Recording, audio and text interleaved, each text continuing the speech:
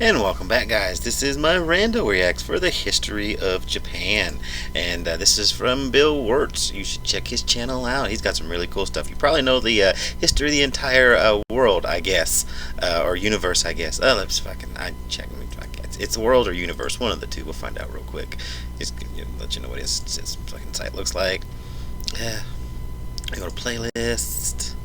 You go to documentaries, and it's history of the entire world, I guess. You should check that out. A lot of people react to it. FAB reacted to it. A bunch of people reacted to it. Just type in history of the world, history of the entire world, I guess, and all kinds of shit will pop up. But until then, you can check out my video and hit the subscribe button, the notify bell, and for new content, check out my Facebook at Hobby Job Reactions on Facebook, and my Twitter at Hobby Job Reacts on Twitter. Links will be in the description, along with links for this, so you can watch it without me forgetting what to do. Alright, now let's get on with it. This is pretty fun. This should be a pretty fun video. His last one was. Japan is an island by the sea filled with volcanoes, and it's beautiful. In the year -1 billion, Japan might not have been here. In the year -40,000, it was here, and you could walk to it, and some people walked to it. Then it got warmer, some icebergs melted, it became an island, and now there's lots of trees, because it's warmer.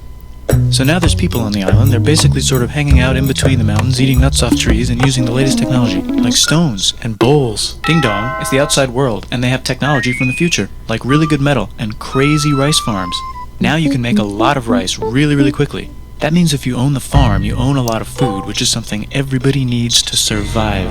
So that makes you king. Rice farming and rice kingdoms spread across the land, all the way to here. The most important kingdoms were here, and here. But this one was the most important, ruled by a heavenly superperson, or emperor for short. Knock knock, get the door, it's religion. The new prince wants everyone to try this hot new religion from Biek. Please try this religion, he said. Biek? No, said everybody. Try it, he said. No, said everybody again, quieter this time. And so the religion was put into place, and all the rules that came with it. Then the government was taken over by another clique, and they made some reforms, like making the government govern more, and making the government more like China's government, which is a government that governs more. Hi, China, they said. Hi, dipshit, said China. Can you call us something else other than dipshit, said Japan. Like what, said China. How about Sunrise Land, said Japan. And they stole China's alphabet and wrote a book about themselves. And then they made lots of poetry and art and another book about themselves. Then they stopped moving the capital every time the emperor died and kept it in one place for a while, right here. And they conquered the north finally, get that squared away. A rich hipster named Kukai is bored with modern Buddhism, visits China, and learns a better version, which is more spiritual. Comes back, reinvents the alphabet, and causes art and literature to be great for a long time. And the royal palace turned into such a dream world of art that they really didn't give a shit about running the country. So if you live outside the palace, how are you supposed to protect your shit from criminals? Hire a samurai. Everyone started hiring samurai. Rich, important people hired samurai. Poor people who could not afford to hire samurai did not hire samurai. The samurai became organized and powerful, more powerful than the government. So they made their own military government. Here, they let the emperor still be emperor, but the show... That sounds very familiar nowadays. Sounds very familiar. That the military runs the country, but they still let the emperor/president wear his clothes. Shogun is actually in control. Breaking news, the Mongols have invaded China. We've invaded China, said the Mongols. Please respect us, or else we might invade you as well. Okay, said Japan. So the Mongols came over, ready for war, and died in a tornado. But they tried again, and had a nice time fighting with the Japanese, but then died in a tornado.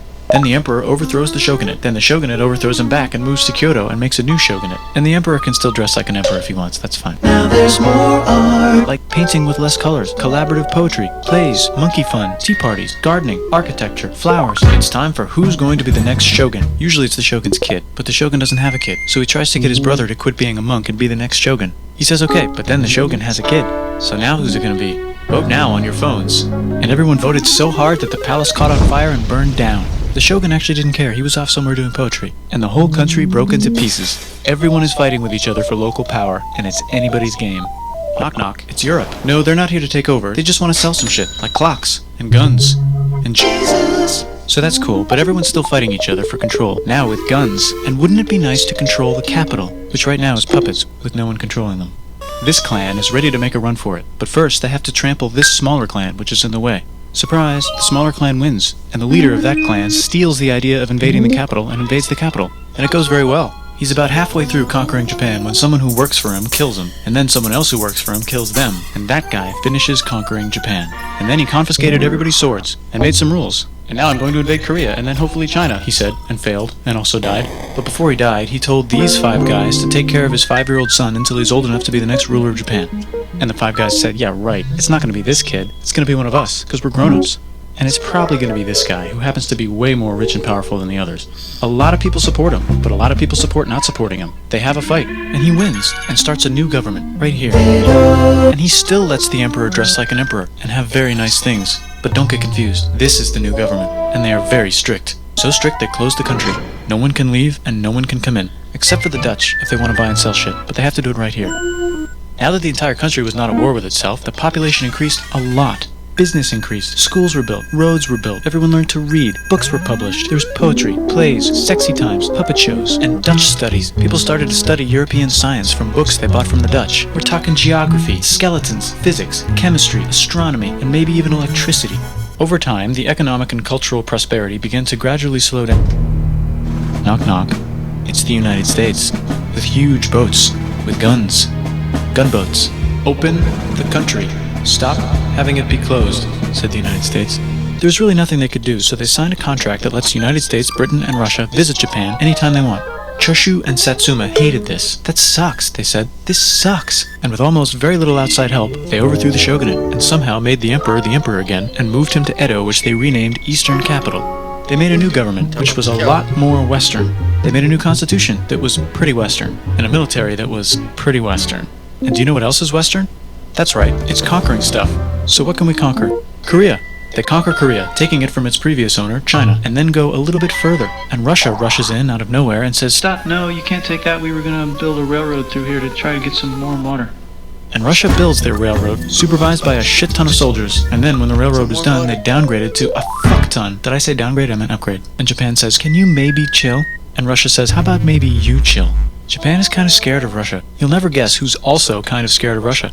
Great Britain. So Japan and Great Britain make an alliance together so they can be a little less scared of Russia. Feeling confident, Japan goes to war against Russia, just for a moment, and then they both get tired and stop. It's time for World War I. The world is about to have a war, because it's the 1900s and weapons are getting crazy, and all these empires are excited to try them out on each other. Meanwhile, Japan has been enjoying conquering stuff and wants more. And the next thing on their list is this part of China and lots of tiny islands. All that stuff belongs to Germany, which just had war declared on it by Britain because Britain was friends with Belgium, which was being trespassed by Germany in order to get to France to kick France's ass because France is friends with Russia, who was getting ready to kick Austria's ass because Austria was getting ready to kick Serbia's ass because someone from Serbia shot the leader of Austria's ass. Or, actually shot him in the head.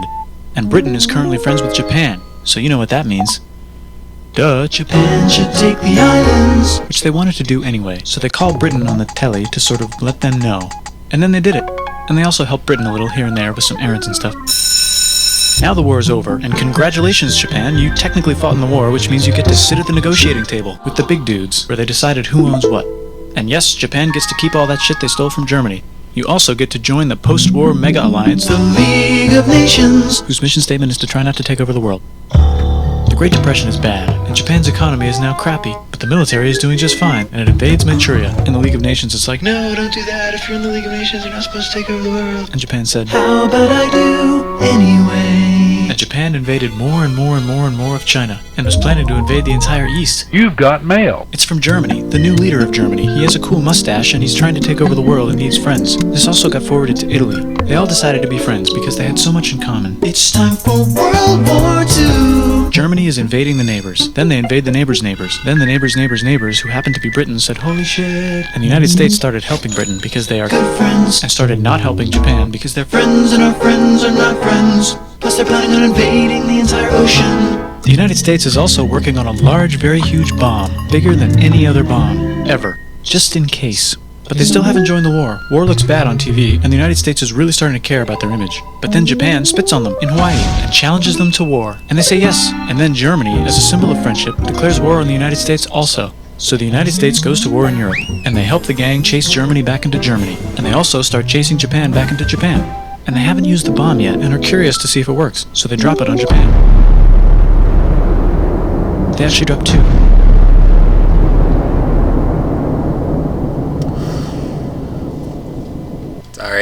Sorry about that. Sorry.